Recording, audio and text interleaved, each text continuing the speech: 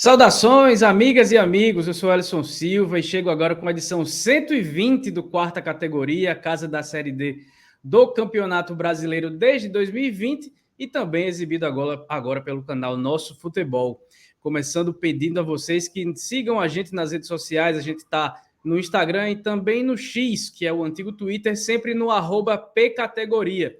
E você que está assistindo aí pelo canal linear do Nosso Futebol, tira uma foto da tela, manda para a gente ou marca a gente no @pcategoria. Marca também o Nosso Futebol Canal no Instagram, que a gente vai ter muito prazer em repostar a sua publicação. Bom, com a devida pausa para as festas de São João, nos grupos onde estão os times com festas mais fortes nessa época do ano, finalmente foi concluída a rodada 10 da Série D e as coisas vão ficando cada vez mais desenhadas e as brigas mais acirradas também por uma vaga na próxima fase. E para falar dessa rodada mais alargada aí da quarta divisão, estão comigo meus amigos Felipe Augusto e Marcos Barcelos. Satisfação, pessoal.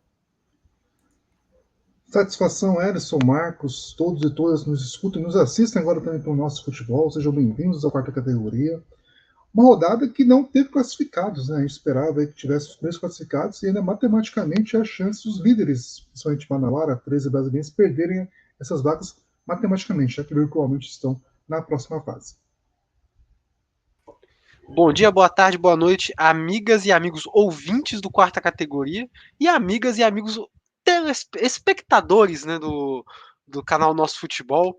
Estamos aí iniciando agora essa trajetória, essa parceria, né, e vamos começando a falar de uma rodada que não foi só extensa por conta do São João, né, com a rodada terminando nesta quinta-feira, dia 27 de junho, mas também de uma rodada, se a gente for somar jogos de outras rodadas que aconteceram durante a semana, no grupo A8, então foi uma rodada enorme, né, para se comentar e que mexeu bastante na classificação por lá, né.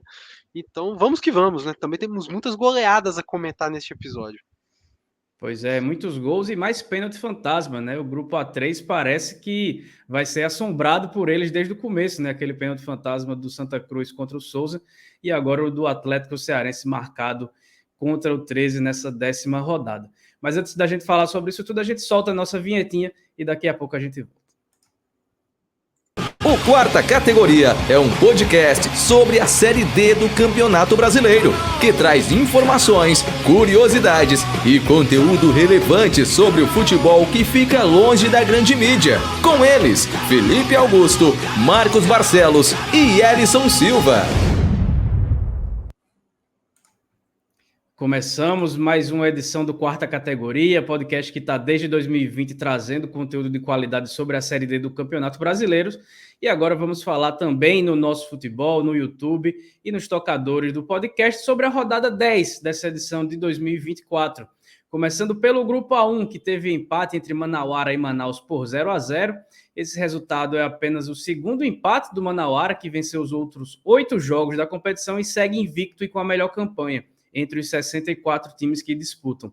Também tivemos a vitória do São Raimundo de Roraima por 1-0 sobre o Maitá, que segue aí com a pior campanha do torneio. O Trem venceu o Rio Branco do Acre fora de casa por 2-1 e o Porto Velho jogou em casa e atropelou o Princesa dos Solimões, goleou por 6-1. Maurício Leal e Rodinei marcaram 2 vezes cada um. Erivan e Pedro Bahia completaram a goleada que resultou na demissão do treinador Maurinho Fonseca. E em seu lugar quem chega é o Sérgio Duarte. Na tabela tem o Manauara, que segue disparado com 26 pontos, seguido de longe pelo Porto Velho, que tem 21. No G4 a briga tá boa. Princesa e Manaus estão na zona de classificação com 15 pontos, e quem também tem 15 pontos é o quinto colocado, o Trem. O Rio Branco vem na sequência com 11 pontos, São Raimundo tem 10, e o Maitá tá zeradíssimo, sem somar nenhum ponto na Série D até agora. Felipe, a gente até comentou algumas vezes, né, que a gente esperava um pouco mais do São Raimundo. E será que essa vitória magra contra o último time da chave, né, o pior time da Série D, deixa os roraimenses aí a 5 pontos do G4, pensando em brigar por uma vaga na próxima fase? Ou você acha que já está tarde demais? E como o Marcos falou em gols aí na abertura, muitos gols, né? A gente, enquanto você fala, a gente vai vendo alguns gols da goleada do Porto Velho por 6-1 sobre o Princesa dos Solimões. O São Raimundo fez o dever de casa, né, contra o Maitá. venceu por 1-0, um jogo que era bem favorito, já que o Maitá, se não temos classificados, né, temos o primeiro eliminado, o Maitá está fora já da competição, né, não tem mais chance, assim, não que estivesse na outra rodada ainda, pela campanha que vinha fazendo. Acaba que chegou a 7 pontos com essa vitória contra o Maitá, mas o que deu sobrevida mesmo foi a goleada para cima do Porto Velho, né, depois daquele jogo que não aconteceu na rodada espelhada, já que tinha finais do campeonato rondoniense, do Roraimense, para serem disputadas. Né. Acabou que o São Raimundo fez 4-1 no Porto Velho, depois o Porto Velho meter 6-1 no Princesa Solimões. Né. Como esse grupo também tem uma briga, digamos, muito mais pelo terceiro ou quinto lugar, acabou que o Porto Velho manteve aí os 6 pontos, e o São Raimundo chegou, como você citou, a 5 pontos só do G4. Tem uma tabela muito difícil pela frente, pega o Manauara, pega o Princesa, que apesar de ter tomado essa goleada, a gente está no G4.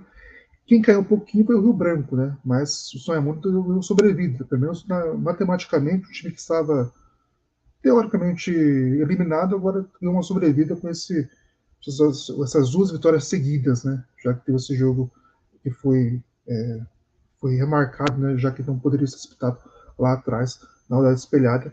O São Raimundo agora tem que sonhar, né? O Rio Branco, que era o time que podia estar nessa briga com o Trem, Manaus e Princesa, também ficou para trás. Talvez o São Raimundo entre nessa briga agora para tentar o G4, mesmo achando difícil que a equipe consiga chegar nessa fase.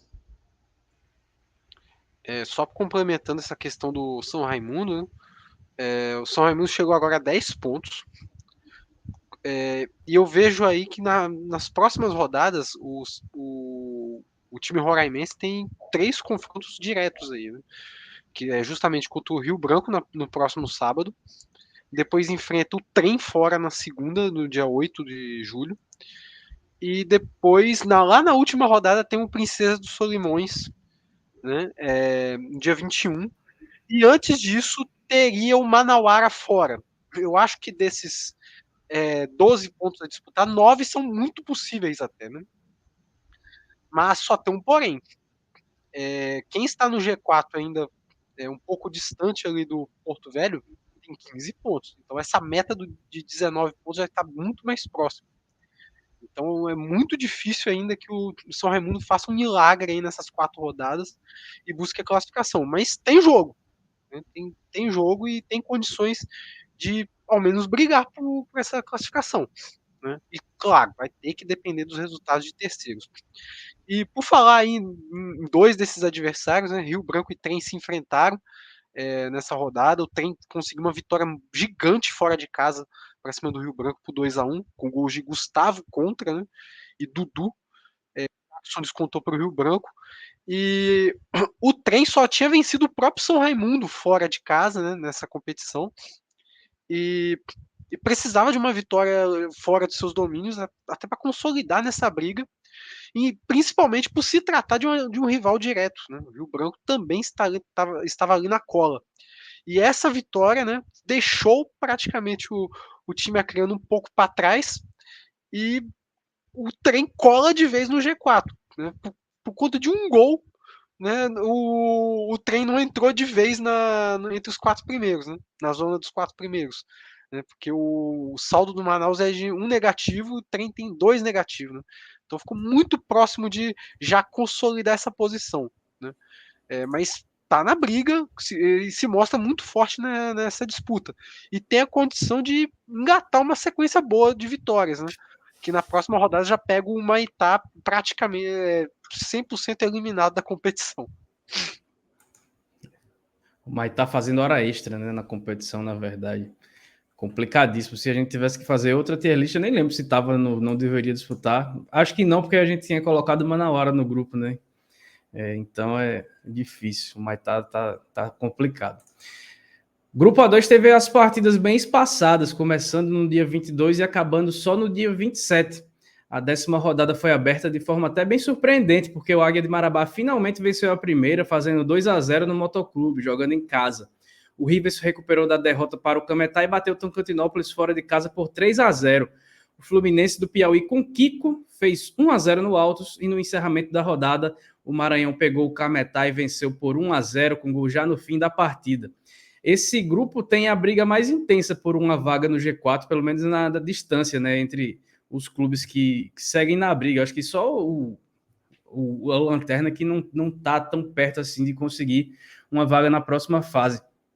O MAC reassumiu a liderança com 17 pontos e passou o Altos, que tem 15, assim como o Tocantinópolis. O River é o quarto colocado com 14. Quem também tem 14 pontos é o Motoclube, quinto lugar.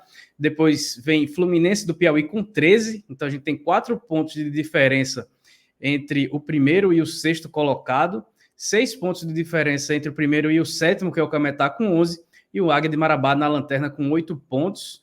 E aí, Marcos, eu queria saber de você se parece que o MAC embalou, se o MAC embalou não, né? Porque estava bem mal. Se o MAC se recupera ou você acha que precisa provar mais ainda para tentar se credenciar novamente a uma vaga e tentar fazer uma boa campanha como no ano que vem? E a gente vai vendo aí, vai acompanhando o gol da vitória do Fluminense sobre o Altos. Foi um resultado muito excelente, né, pro Maranhão nessa rodada, tendo em vista que quem estava no G4, todo mundo que estava no G4, com exceção do Maranhão, perdeu, né? E pro pior aí nessa rodada foi pro Motoclube, que foi o único a sair do G4, né? Dar a vaga pro River, que ganhou fora de casa do Tocantinópolis. É um resultado importante, né, com golaço do Vinícius Barata avançando em velocidade para cima da marcação, enfiando a bomba para dentro do gol. Um resultado que, assim, eu acredito que o Maranhão se recupera, claro, né, de uma sequência ruim de 4 jogos sem vitória, né, a virada do turno não foi boa para a equipe do Maranhão, mas é muito difícil cravar que agora vai ser uma recuperação total, né, que o time agora vai engatar uma sequência, porque ninguém neste grupo está tendo uma sequência de vitórias, como foi falado no nosso último episódio, né?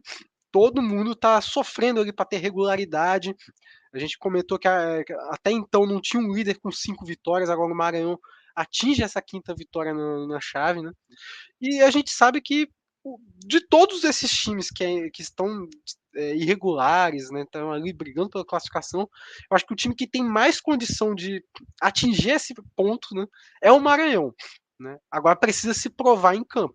Ser aquele Maranhão que iniciou muito bem a competição, né, passando por cima dos adversários, e agora a reta final é esse momento para se consolidar na liderança, né, e mostrar por que chegou como favorito, não só pela classificação do Grupo A2, mas também por um acesso lá no futuro. Um grupo que tem esse equilíbrio, né? Concordo muito com o Marcos, né? Assim, você não precisa ter tanta regularidade nesse grupo para poder ter chance de classificação, né? A gente vê, né, times como o Cametá e o Fluminense, que a gente não tinha uma expectativa tão grande, são com boas campanhas, mas muito porque os líderes, né, Maranhão, Tocantinópolis, o Altos, que variam ali na liderança, também não engrenam, né? É o grupo que tem em pontuação e aproveitamento o pior líder, né, da competição, que é o Maranhão, que já foi o Altos também, já foi o Tocantinópolis, esse aproveitamento não muda, digamos, e acaba que fica nessa questão. E o Fluminense, né, venceu as 2 partidas em casa contra os rivais piauienses. Né?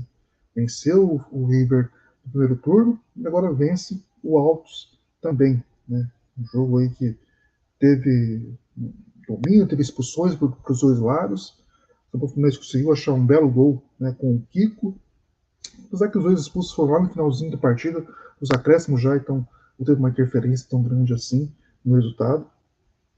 Mas o Fluminense se prova muito forte contra as equipes rivais, né, do estado, dentro de casa, mas como o Marcos citou, é um grupo que pode ser que tenha classificados muito culposos, digamos, né, sem intenção de se classificar, acabam que pode se classificar para a próxima fase. E é isso que a gente vê essa tendência, né, tanto que se fosse um pouquinho antes, né, o Águia de Marabá até teria chance também, mas tem 6 pontos de desvantagem para o quarto colocado em 12, já fica bem atrás, que já é virtualmente, do que é virtual, que fique fora.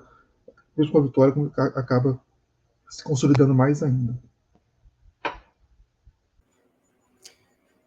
partindo para o grupo A3, a 10ª rodada começou com muita polêmica. O 13 empatou com o Atlético Cearense por 1-1, com direito a mais um gol de Ari por parte da Águia Cearense. Só que aí que tá. O pênalti cometido pelo jogador da seleção russa aconteceu de maneira fantasma. A gente vai ver aí na tela o vídeo que a própria diretoria do 13 postou, o 13 que transmitiu a partida, né? A falta foi cometida bem longe ali da linha da grande área que a gente consegue ver ali, né? Mas a arbitragem acabou assinando a penalidade que foi convertida pelo Ari, que chegou a seu 7º gol na competição, vai aí liderando a artilharia da Série D do Campeonato Brasileiro, algo bastante notável, só que esse pênalti aí não dá para dizer que foi um gol que o Ari merecia fazer, né? E como eu já trouxe, né, o grupo A3 já teve um pênalti bem fantasma marcado contra o Souza no início da competição, e agora tem esse pênalti do Ari bem longe da área. E o Galo representou na CBF, né, contra o árbitro Felipe da Silva Gonçalves Paludo, do Rio de Janeiro, e ele acabou sendo afastado dos quadros aí das partidas por tempo indeterminado. O 13 teve sua solicitação atendida, o Galo que ainda reclama de um pênalti não marcado ao seu favor no fim do jogo. Esse foi o primeiro jogo de toda a rodada 10 da competição, aconteceu no dia 20, na quinta-feira da semana anterior, porque no fim de semana de São João, né, 22, 23, 24, nada pode dividir a atenção lá em Campina Grande, onde foi realizado esse jogo. Bom, voltando aí na terça-feira, né, na quarta-feira, na verdade, no dia 26, o Santa Cruz de Natal empatou com o Potiguar por 2-2, e na quinta-feira, 27, o Iguatu fez 2-0 no Maracanã, e na Arena das Dunas, o América, com gol de Souza, venceu o Souza por 1-0. O 13 tem 24 pontos e lidera com folga, Iguatu vem em segundo com 18, seguido de Atlético Cearense e América com 16 pontos. Depois vem o Santa Cruz com 13, Souza com 11, Maracanã com 8 e o Potiguar com 5 pontos. Felipe, eu acompanhei essa partida entre América e Souza. Eu não consigo imaginar que dois times que foram campeões de seus estados tenham um nível técnico tão ruim, então eu não consigo explicar o que acontece com as duas equipes.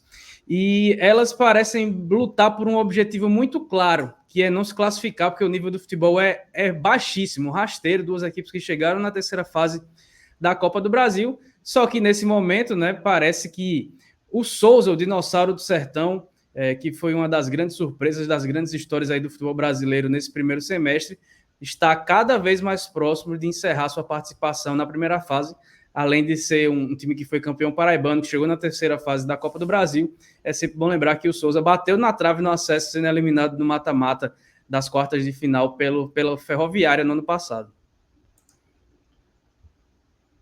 Dificilmente... Tá aí o gol de falta do Souza, tá? Que bateu na trave e bateu na cabeça do Bruno Fuso, goleiro do Dino.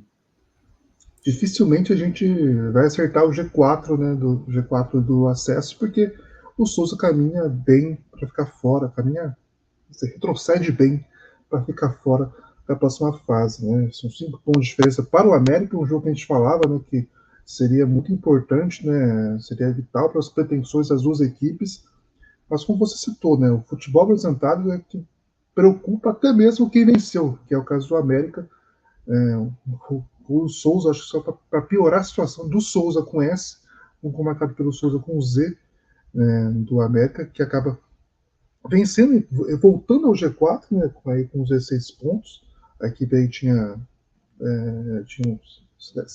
ainda tem sérios problemas de regularidade, de engatar uma sequência, e consegue, muito pela campanha do Iguatu, do Atlético Cearense, que são surpreendentes, apesar do Iguatu ter uma força,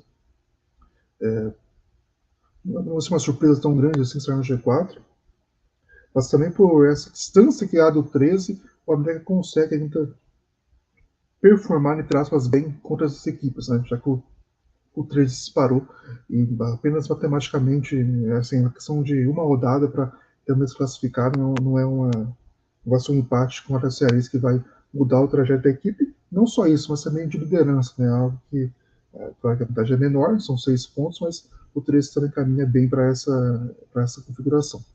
No caso do América, busca essa regularidade. Me parece muito que o América vai confiar muito naquela questão de sofrer na primeira fase, caso chegue no mata-mata, confiar numa ressurreição da equipe, que foi meio que assim também no ano que subiu, que foi campeão da Série B em 2022, mas é algo que não dá para confiar tanto, né? E talvez o América agora que também, mais do que vencer os jogos, tem que desempenhar bem para chegar bem, né? A gente fala que terminar bem a primeira fase é muito importante, mais importante começar bem, né? Caso você tenha uma queda de rendimento. O América vai ter 4 jogos para provar que pode melhorar o futebol para chegar bem realmente no mata-mata. Caso se classifique também, que não é algo impossível de acontecer. A gente chega no momento dessa primeira fase no grupo A3, que parece que, embora, né, a distância do quarto América de Natal para o Santa Cruz, que é o quinto, seja de apenas 3 pontos, as duas equipes estão empatadas com 4 vitórias, né? Uma vitória do Santa Cruz e uma derrota do América mudaria essa situação, né? Embora essa distância seja tão curta, parece que a tabela está muito bem desenhada no sentido de que o América de Natal, que é o time mais próximo de uma eliminação, embora seja uma equipe regular, demonstra que pelo menos em casa consegue seus resultados. É uma equipe que volta e meia vai intercalar um resultado bom e ruim, então consegue ainda se manter ali na briga. E o Santa Cruz está em uma franca queda livre, né? E essa última rodada foi prova disso. Empatou em casa contra o Potiguar, que é o lanterna da competição, em 2-2. Os gols foram de Everton Lino e Paulinho para o Santa Cruz, e Vinícius Alves e Tarcísio, né? E não só não basta um empate em casa, mas também a forma como aconteceu, né? O Santa Cruz estava com a vitória até os 45 do segundo tempo, quando sofreu esse gol de empate, né? De uma equipe que só tem 5 pontos, né? Uma equipe que já está praticamente eliminada, né? Uma equipe que gerou uma certa expectativa, até por conta da campanha do ano passado, até por ser um clube que tem uma certa estrutura, né? Então, uma das grandes decepções dessa primeira fase, ver o Potiguar tão em baixa no grupo A3. E ver o Santa Cruz tropeçando dessa forma, parece que dá um sinal de que parece que o G4 vai terminar dessa forma. Talvez daí falta definir as posições, né? Mas parece que o Santa Cruz está dando sinais de que está perdendo as forças na competição. E eu não vejo outra equipe fora do G4 reagindo também a ponto de ocupar esse posto do Santa Cruz para ser essa equipe a brigar com a América de Natal. Então, basta o Santa Cruz reagir na competição, mas vai ter que retomar um futebol que há muito tempo está perdido. Por outro lado, eu queria até citar, né, a campanha do Potiguar novamente, né? Triste ver. Agora, sob o comando de Fernando Tonê, a situação que o clube está chegando. É muito triste ver o Fernando Tonê, um detentor de um acesso pelo alto, de uma boa campanha em Série C, não ter tido, quer dizer, talvez até ter tido a oportunidade, mas não ter aproveitado a chance de se manter num patamar um pouco acima da Série D. O Souza, que foi campeão paraibano, teve toda aquela história na Copa do Brasil, tem pela frente agora nas 2 próximas rodadas o Santa Cruz e o Potiguar, 2 times que... O Santa Cruz que é meio o céu e o inferno, né? Começou muito mal, depois deu uma arrancada com 4 vitórias consecutivas e depois desandou de novo.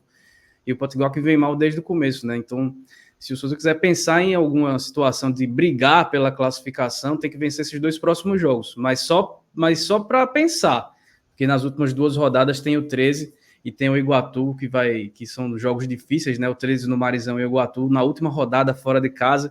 Se depender dessas 2 partidas aí para tentar pensar em alguma coisa, pode esquecer, mas eu acho que depois dessa partida contra o América de Natal, o Souza não parece querer sequer reagir na competição. Parece ser algo que o clube já abriu mão de vez e vai cumprir tabela até o fim da primeira fase. Pelo grupo A4, uma vitória bem importante do CSE sobre a Juazeirense.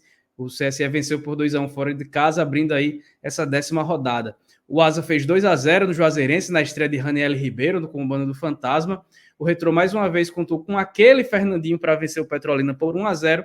E o resultado mais surpreendente de todos, e foi meu destaque final no programa passado, que foi a vitória do Sergipe sobre o Itabaiana. O meu destaque foi esse confronto aí, porque o Itabaiana vinha na liderança, o Sergipe parecia só cumprir tabela, o Sergipe dispensou um bocado de jogador e ainda assim venceu o rival no clássico local por 2-0. Ainda assim, o Itabaiana segue na ponta com 20 pontos, o Retrô é o segundo com 17, e no G4 ainda temos CSE e Asa com 15 pontos. Boa recuperação dos alagoanos. Os baianos Jacuipense e Juazeirense com 14 e 12 pontos são quinto e sexto colocados. Mais embaixo vem Petrolina com 9 e o Sergipe agora com 8 pontos. O CSE bateu o CSE venceu, né, em Palmeira dos Índios. O CSE de Palmeira dos Índios, na verdade, vai embalando aí com a chegada do Leandro Campos. Mas eu queria que você soubesse, se você trouxesse, Felipe, seu destaque aí dessa 10ª rodada do grupo A4.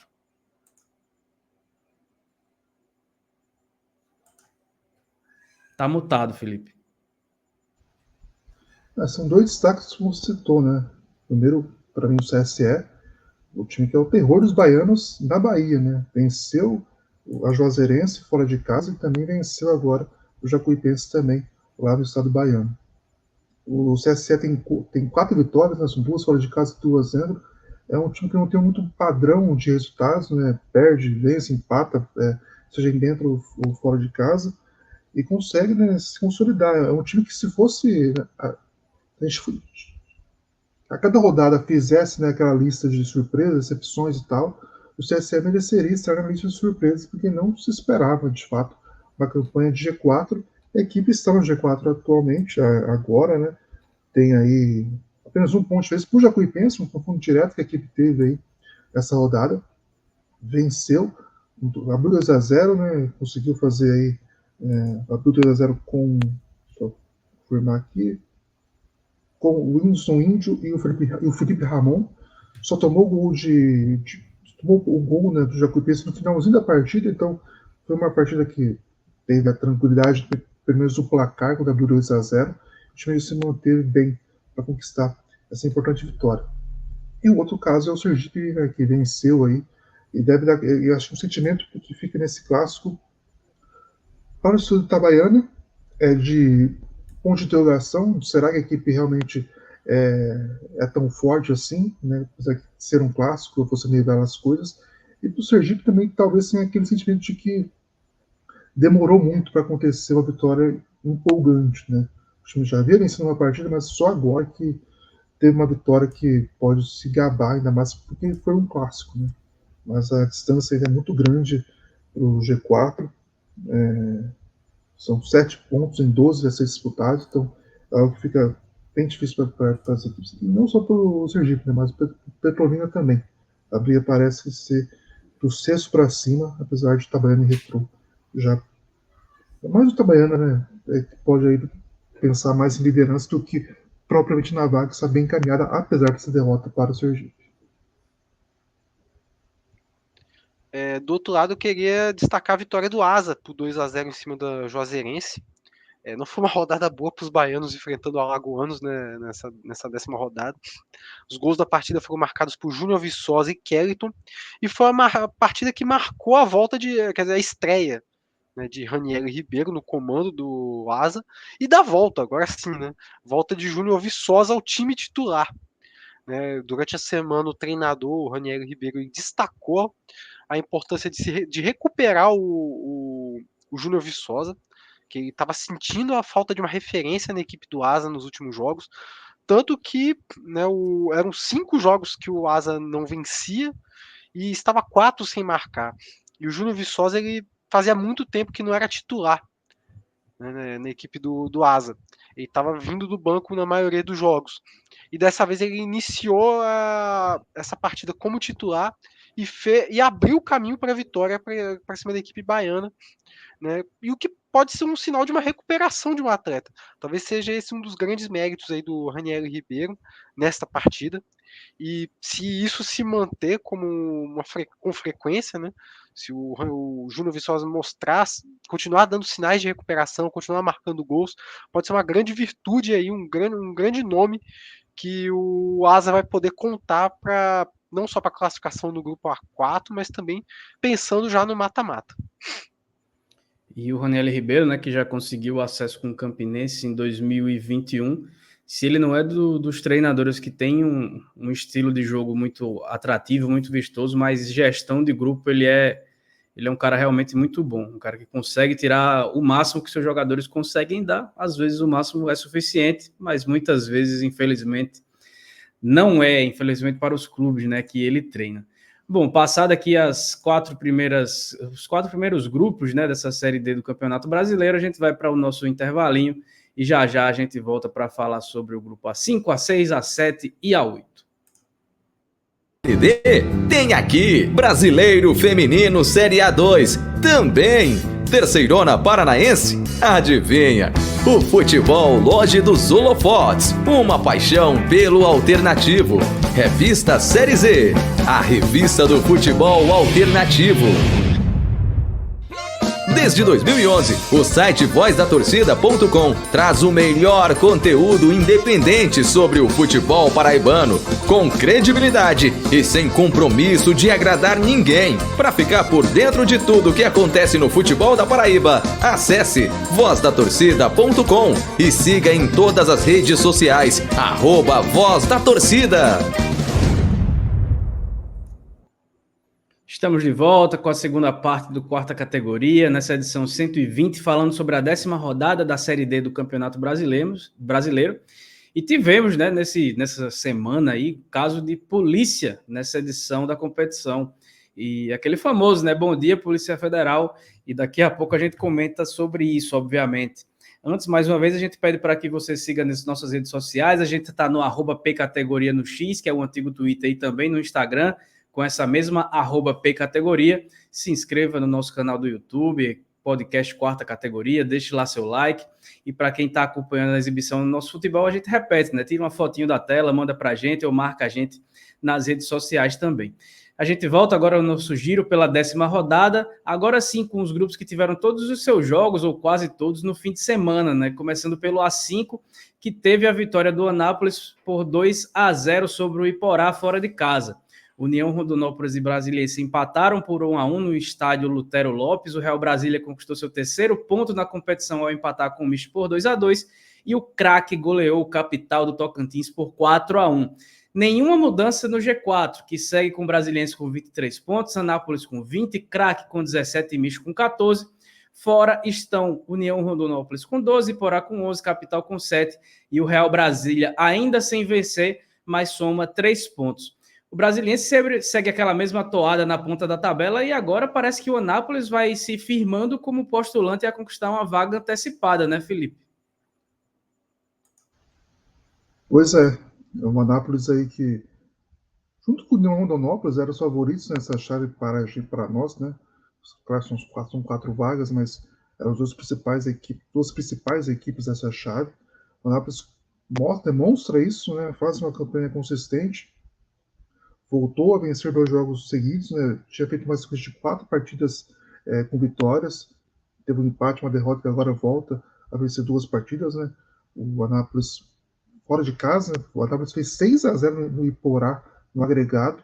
O Iporá que parece que a gente zicou, né? A gente pontuou que era uma das surpresas da competição, e de fato era, no primeiro turno fez isso, demonstrou isso, e acaba que agora tem 4 derrotas seguidas, né? Então, aquela derrota para o Brasiliense na última rodada do primeiro turno, que parecia só um resultado normal, né, dentro do cenário do grupo, acaba que agora virou uma sequência ruim. Né, para o Iporá faz aquilo que se esperava antes. Né, o time agora tem 11 pontos, está apenas 3 no misto. Ainda tem essa possibilidade, já que misto e União empatam muito, e por aí pode sonhar com essa vaga, mas aquele rendimento é bem preocupante, né? É aquilo que a gente fala, um time que, daquelas questões, né, de começar bem ou terminar bem. No caso do Porá, começou bem, mas a queda vem sendo grande e deve terminar mal em relação a isso, e sem a vaga caso permaneça. Claro que é uma questão bem óbvia, se manter esse rendimento de perder jogos, ficará fora, mas é algo preocupante de fato para a equipe, enquanto o Anápolis se consolida bem essa segunda posição, abre 8 pontos para o 5º colocado e deve sim pensar mais agora na liderança contra o Brasiliense do que realmente na classificação. Claro que tem que pensar, mas a briga ficou mais pela liderança do que pela classificação para a equipe goiana também. ainda acho que tem chance o Iporá na competição, embora não só pela questão da pontuação, mas também pela tabela que tem pela frente. Tem jogos aí contra a Real Brasília, contra o Capital, apesar de fora de casa. Tem um confronto direto contra o Craque. Aí na última rodada teria que brigar contra o União Rondonópolis. A gente não sabe em que condições chega a equipe do Mato Grosso para a última rodada. Então pode ser ainda que o Iporá tenha condições de se recuperar. Eu queria dar destaque, no caso, para o jogo do Craque contra o Capital, goleada por 4-1 da equipe goiana, com gols de Wagner Manaus, 2 gols dele, ele que teve passagem aqui pelo Rio Branco nesse ano, Rio Branco aqui no Capixabão, foi campeão estadual. Jefferson e Éder Lima completaram a goleada e o William descontou para a equipe do Capital. Wagner Manaus fez 2 gols, um de falta, outro de um chute de fora da área, mas eu acho que o destaque da partida mesmo foi o goleiro Rodrigo Lucas, da equipe do Capital. Uma partida, eu diria, no mínimo estranha. Né? Falhou nos 4 gols, né? É bem incomum com um gol, apesar de um resultado elástico, né? É muito difícil você ver um goleiro falhar nos 4 gols e consolida a má fase do Capital, que se estende já desde o início da competição. Né? Teve uma largada surpreendente, né? Num desses gols, o Marcos ainda teve uma ajuda boa do zagueiro, né? Foi uma partida terrível da zaga. Né? E no 4º gol, a zaga assistiu a cobrança de escanteio, o goleiro saiu catando borboleta. Foi um show de horrores da defesa do Capital, e o Craque teve vida fácil e conseguem mais uma vitória na competição, né? É aquilo que a gente falava, o Craque estava ganhando jogos pontuais, mas jogos muito importantes ali, né? Contra a Brasiliense, União Rondonópolis. Agora, de fato, bate um adversário no qual o Craque já era o favorito, né? E vence com autoridade, né? Da forma como tem que ser. Se o adversário está em má fase, tem que pegar e atropelar mesmo e mostrar para o que veio na competição. Né? E o Craque, se tem uma virtude, né, nessa competição, é que é uma equipe de poucas derrotas, uma equipe que dificilmente perde. Isso não só é bom para a fase de grupos, mas também para o possível mata-mata que vem aí. Se a gente não teve muitas mudanças aí na parte de cima da tabela do grupo A5, no A6 tivemos mudança de liderança, e ela aconteceu com a vitória do Nova Iguaçu, novo líder, por 1-0 sobre o Itabuna, antigo líder, em jogo que aconteceu no Laranjão. O Serra goleou o Ipatinga fora de casa por 4-0. A Portuguesa Carioca fez 3-0 no Audax Rio, com 2 gols de Hernani Brocador e um de Marcelo Toscano, um show de aqueles. O Real Noroeste bateu o Democrata de Sete Lagoas por 2-0. Nova Iguaçu tem 19 pontos e lidera a chave, seguido de perto pelo Itabuna, que também tem 19, fica atrás no saldo de gols. A Lusa da Ilha do Governador com 18 pontos e o Serra com 14 pontos fecham o G4. A briga pela classificação tem outro capixaba, o Real Noroeste, que é o quinto, com 13 pontos. Depois vem Democrata com 10, Ipatinga com 7, Audax com 5 pontos, Marcos, 6 gols marcados, nenhum gol sofrido, 2 vitórias dos times capixabas. Que rodada, hein? Uma rodada muito boa para o futebol capixaba nessa virada de final de semana para terça-feira, né? A rodada só terminou na terça-feira mesmo com o jogo do Real Noroeste. Estamos vendo aí os gols, né, da vitória do Real por 2-0. Os gols marcados por Piauí e Cachito. Né? Esse jogo foi transmitido pela TVE Espírito Santo. As imagens foram cedidas por eles para a gente. Agradecendo, inclusive, a TVE pela sessão. Uma partida muito tranquila do Real Noroeste, já começar pela equipe de Barra de São Francisco agora, né? Consegue uma vitória importante jogando em casa, né? Consegue ter mais segurança no novo território, no seu novo quintal. O Democrata ofereceu muito pouco risco para a equipe capixaba. É uma equipe que vem de uma eliminação no Campeonato Mineiro, estava liderando a chave até a última rodada e foi eliminado pelo Valério Doce, que até pouco tempo era a lanterna e se classificou, de tão equilibrado que estava o grupo. Né? E agora chega para disputar apenas a Série D. E não me parece ter força para brigar. Essa partida mesmo demonstrou, era um confronto direto contra o Real Noroeste, apesar que o Democrata tem 2 confrontos diretos ainda, que é contra o Ipatinga e contra o próprio Serra. Mas esse jogo mostrou que a equipe está abatida na competição. pela eliminação no módulo 2 do Mineiro, que era prioridade para a temporada, né? E vamos ver se agora, jogando em casa, consegue se recuperar, né? E vai ter esse jogo diante do Serra, que vem com muita moral, né? Após a demissão do Ney Barreto, né, o time foi comandado por um interino, e o interino fez algumas mudanças na equipe, né? Tornou uma equipe mais veloz, né, com as ausências de Zé Gatinha e Ícaro, escalou Tonoli, escalou outros atletas, tivemos até jogadores sendo promovidos, né, estreias ocorrendo, com a estreia do Diguda, né, que veio do Capixaba, o time que é da segunda divisão daqui do Capixabão, que estava disputando a Copa Espírito Santo, e o garoto estreou com 2 assistências, né, algo surpreendente. A gente, de fato, não esperava que o menino fosse entrar e já decidir logo a parada, né. Foi uma partida muito boa também do Tonoli, que fez um gol e uma assistência, e o Serra fez aquilo que, assim, não se esperava pelo contexto da última rodada, por demissão, confusão no vestiário, né, após a derrota para o Itabuna, mas era, assim, para um time que briga por classificação, era um resultado que era fundamental. E ainda mais diante de um adversário que vive uma crise, né? O Ipatinga, foi divulgado aí na mídia local, né, de Ipatinga, que os atletas supostamente não teriam acesso à alimentação em dias, atletas que estão morando no alojamento do Ipatinga, estariam não tendo acesso à alimentação, café da manhã, almoço, jantar, em dias que não há atividade no clube, né? E eles tendo que arcar com isso, né? Eu tentei contato lá com a imprensa lá de Ipatinga, com o clube, né? Não consegui retorno, né? Nem os atletas também quiseram dar entrevista por telefone. Mas a situação é crítica, a gente vê os resultados dentro de campo, principalmente jogando em casa, derrota por 3-0 para o Audax, essa goleada por 4-0, né?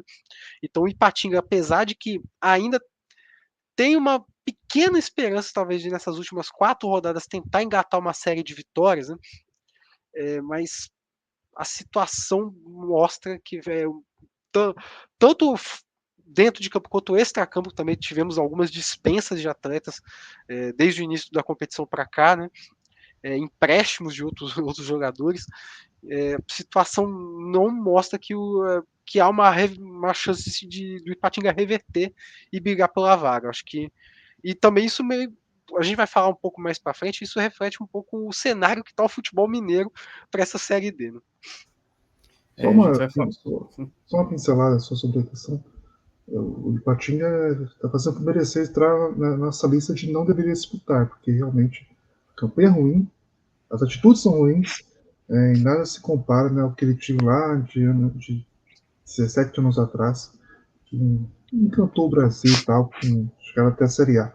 E sobre o Democrata, né, uma campanha decepcionante pelo contexto, né, o time começou bem as 2 competições, mas quando afundilou, quando teve jogos simultâneos, né, jogos primeiro pelo final de semana e a Série D às terças, o time não teve elenco suficiente para aguentar fisicamente, também tecnicamente, e sucumbiu. Já no Mineiro também deve sucumbir, como o Marcos citou, na Série D.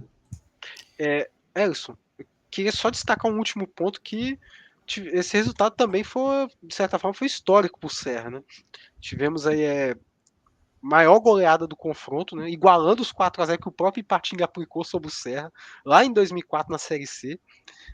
Tivemos o primeiro gol estrangeiro da história do Serra, maior artilheiro estrangeiro do clube, o Mateu, com gloriosos 1 gol, né, nessa partida, um belo gol por sinal, né? E primeira vitória fora de casa, jogando fora do Espírito Santo, depois de 20 anos. E a última foi justamente contra o Ipatinga, na Série C de 2004. A situação dos mineiros não é boa e vai ficar pior ainda com o que a gente vai falar agora no grupo A7, que virou caso de polícia. Só que antes vamos falar da rodada, né, que teve vitória do Santo André, que voltou ao G4 após vencer a Inter de Limeira por 1-0. São José e Água Santa empataram por 0-0. O Maringá venceu o Pouso Alegre fora de casa por 1-0. O Costa Rica fez 3-0 no Patrocinense que vai merecer atenção especial daqui a pouquinho. Maringá assumiu a liderança isolada agora com 23 pontos, enquanto a Inter de Limeira segue com 20, agora na segunda posição. A classificação tem Costa Rica e Santo André com 14 no G4. O Água Santa é o quinto com 13. Bem abaixo vem Pouso Alegre e São José com 9. E o Patrocinense só com 5 pontos. E aí vamos lá, nos últimos dias, né, o pessoal foi acordado pela Polícia Federal, porque a derrota do Patrocinense por 3-0 na sexta rodada para a Inter de Limeira, no estádio Major Levi Sobrinho, o jogo aconteceu no dia 1 de junho, esse jogo acabou entrando em suspeita de manipulação de resultado por conta do alto volume de apostas em mais de 2 gols no primeiro tempo que aconteceu. E aí, quando o jogo estava 2-0, placar ainda no fim do primeiro tempo, Richard Bala acabou fazendo um gol contra, que fez a partida para o intervalo com um placar de 3-0, mais do que os 2 gols que era aí o motivo do grande volume de apostas. E aí jogadores, o técnico Estevão Soares, que é aquele mesmo que passou por Palmeiras, Botafogo, dirigiu grandes times do futebol nacional, dirigentes também foram alvos de busca e apreensão por parte da PF, e a nova direção do Patrocinense, né, que mudou depois daquele jogo, inclusive, afirmou que vai colaborar com as investigações. Infelizmente, né, Marcos, mais uma suspeita de coisa que não é legal da gente falar na Série D do Campeonato Brasileiro, mas pela situação que viu o Patrocinense, que desistiu até de disputar o Campeonato Mineiro por conta de problemas financeiros, e aí teve que ceder o grupo para ceder o clube para outro grupo administrar durante essa Série D, acaba, mesmo não comprovado ainda, acaba nem surpreendendo tanto assim, né? Eu diria que se não fosse essa questão das apostas envolvidas, eu diria até que seria um resultado normal da partida, né? Que o Costa Rica vem numa ascensão, está brigando por classificação, está dentro do G4, algo que é surpreendente e grandioso, né, para o futebol do Mato Grosso do Sul, que é tão carente de boas campanhas, né? E eu diria que também é normal até pela situação da própria Patrocinense em toda a temporada, né? Não só na Série D. Um clube que desistiu de lutar para se manter na Série A do Mineiro. Time que entrou na Série D de forma surpreendente, que a gente não imaginava que ia ter forças para disputar. Embora a campanha do ano passado tenha sido até muito boa, né? Chegou para essa temporada sem mínima expectativa, né? Já seria grande demais, já está disputando. Só que quando chega numa situação como essa, igual está sendo a temporada, é prato cheio para que episódios como esses aconteçam, né? Os clubes sejam aliciados por empresários de procedência duvidosa, né? Já viu N casos acontecerem na Série D, né? E agora ver a Patrocinense nessa situação é bem triste. E eu até falei no grupo anterior que, por um lado, o Patrocinense mal, né, nessa situação de envolvimento com a aposta, campanha muito ruim na Série D, e no outro, né, olhando as outras 3 equipes mineiras, uma situação muito parecida com relação à precariedade, né? Você vê o Ipatinga, jogadores que se mantiveram no Ipatinga do estadual para cá, muitos deles tiveram salários cortados em 50%, como foi noticiado pela mídia local, né? Tentamos contato com o clube, como eu falei antes, não tivemos nenhum retorno, né, com a assessoria, enfim. O Democrata entrando na competição, desistência de outras equipes, né, e tendo que enfrentar uma maratona de módulo 2 no Mineiro, Série D, e não tendo gás o suficiente, não tendo perna o suficiente para se manter nisso.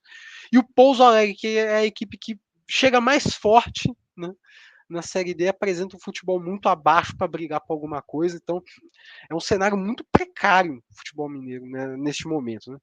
E é, de certa forma, surpreendente, porque a gente, de uns anos para cá, né, a gente tinha citado que o futebol mineiro estava embaixo e parecia ter retomado o fôlego, né? Campanhas boas do Uberlândia, do próprio Pouso Alegre, o acesso do Atlético, que vai muito bem na Série C, e agora, de repente, uma decadência muito grande. 4 representantes na competição. A gente, pelo menos, esperava que um fosse destacar, mas no momento nenhum se destaca. E agora temos esse episódio de envolvimento com o caso de aposta que torna muito mais triste essa situação do futebol mineiro, e também entristece a quem acompanha a Série D, né? A gente está aqui comentando sobre isso novamente. Desde que a gente inaugurou o podcast lá em 2020, são vários episódios que foram narrados aqui, e esse é mais um que entra na fila. Minas merece, né, ter as 3 vagas, mas parece que ter 3 vagas é muito futebol mineiro atualmente, né? Tanto que a gente não vê uma consistência de um trio na disputa e tal. E o Pouso Alegre, né, que engatou aí o 7º jogo sem vencer, que agora perdeu em casa, né, para o Maringá. O Maringá conseguiu finalmente chegar à liderança, né, o time que estava batendo na trave essa disputa com o Inter de Limeira, e conseguiu agora fazer esse 1-0 com o Léo Ceará. O time conseguiu aí chegar aos 23 pontos. Eu falei Brasiliense, 13 e Manauara lá no início, né, com o meu destaque inicial sobre a classificação, a próxima fase antecipada. O Maringá não coloquei nessa lista porque tinha essa briga com o Inter de Limeira, um grupo ainda que havia uma possibilidade maior, mas agora na próxima rodada já pode colocar o Maringá como candidato que está essa vaga antecipadamente já. Né? E pega o Patrocinense, né, em casa, um jogo que teoricamente é para ser tranquilo para a equipe paranaense. E por outro lado, o Santo André conseguiu vencer o Inter de Limeira e também vem em franca ascensão na competição. Um G4 que a gente colocava lá no início que poderia ser muito bem disputado, muito bem frequentado com a Inter de Limeira, o Maringá, o Água Santa e o Pouso Alegre. Agora acaba que o Pouso Alegre está em queda. O Água Santa até teve uma recuperação, empatou fora de casa agora, mas também não vem desempenhando tão bem assim. E agora é Costa Rica e Santo André ocupam esse G4, sendo que o G2 manda um grupo. O Maringá e o Inter de Limeira estão bem à frente, não só na pontuação, mas também tecnicamente no grupo. Agora a gente vai para o grupo A8, né? Que a gente teve jogos de mais de uma rodada acontecendo nesses dias. Pela 10ª rodada, Novo Hamburgo e Cianorte terminou com vitória dos paranaenses por 1-0. O confronto gaúcho entre Avenida e Brasil de Pelotas foi vencido por 2-0 pelo Avenida. O Cascavel bateu o Concórdia por 1-0 e o Barra fez 1-0 fora de casa no Hercílio Luz. Pela 3ª rodada, jogo atrasado por conta das enchentes no Rio Grande do Sul, a Avenida bateu o Novo Hamburgo por 3-1 e o Cianorte fez 1-0 no Brasil de Pelotas. A tabela agora tem Cianorte com 15 pontos em 8 jogos, a Avenida chegou a 14 também em 8 jogos, Concórdia em 10 jogos soma 14 pontos, o G4 ainda tem o Hercílio Luz com 12 pontos em 10 jogos. Na sequência vem Barra com 11 pontos em 10 jogos, o Novo Hamburgo com 10 pontos em 8 jogos, Cascavel 10 pontos em 10 jogos e o Lanterna é o Brasil de Pelotas com 8 pontos em 8 jogos. Felipe, o Avenida parece ter arrancado aí com essas vitórias, né?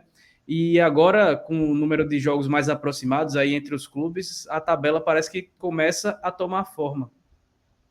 É uma grande rodada para o Avenida, né, que conseguiu 2 vitórias, assim como o Cianorte, né? Não rodada não, né? De 2 jogos aí ter essa questão de ser remarcado, mas uma grande rodada dupla, né, para essas 2 equipes. A Avenida conseguiu vencer o Brasil de Pelotas primeiramente, né, em casa, 2-0, e conseguiu também em casa vencer o Novo Hamburgo, venceu 2 confrontos gaúchos aí na competição, enquanto o Cianorte também venceu 2 gaúchos, né? Venceu o Novo Hamburgo fora de casa, num campo terrível lá no estádio do Vale, um campo assim impraticável para qualquer divisão de futebol, não dá para aceitar, mesmo que seja castigado pelas chuvas, né, que ainda assolam um pouco em menor grau o Rio Grande do Sul, e depois conseguiu vencer o Brasil de Pelotas dentro de casa, como a gente viu aí no gol marcado lá no Alberto Turbay, que consolida as 2 equipes como líderes, né? São líderes com 2 jogos a menos que o restante que vem logo atrás. Né? Agora nós temos Concórdia, Hercílio Luz, Barra e o Cascavel com 10 jogos. Cianorte, Avenida, Novo Hamburgo e Brasil de Pelotas vão se enfrentar nos jogos remarcados e acaba que essas 2 equipes, né, o Cianorte e a Avenida, têm uma boa perspectiva, né, para conseguir a classificação. O Cianorte não é nenhuma surpresa estar bem, né? Claro que teve todos os contextos de paralisação, mas ainda assim é uma surpresa estar tão bem, né, na competição e também se não perdeu o gás. Como aconteceu com o Concórdia, né, que novamente não foi bem, perdeu para o Cascavel voltou a vencer, mas ainda o futebol apresentado é bem preocupante, mas ainda matematicamente tem chance de conseguir a classificação. Mas de fato, Cianorte e Avenida saíram muito bem nessas rodadas duplas aí que acabaram participando nessa Série B. Pois bem, a gente passou agora pelos 8 grupos, né? Fizemos aquele nosso giro completo pela 10ª rodada da Série D do Campeonato Brasileiro, e agora, para a gente se despedir, eu peço a cada um de vocês a expectativa, o que é que vocês destacam aí da 11ª rodada que vai rolar nos próximos dias.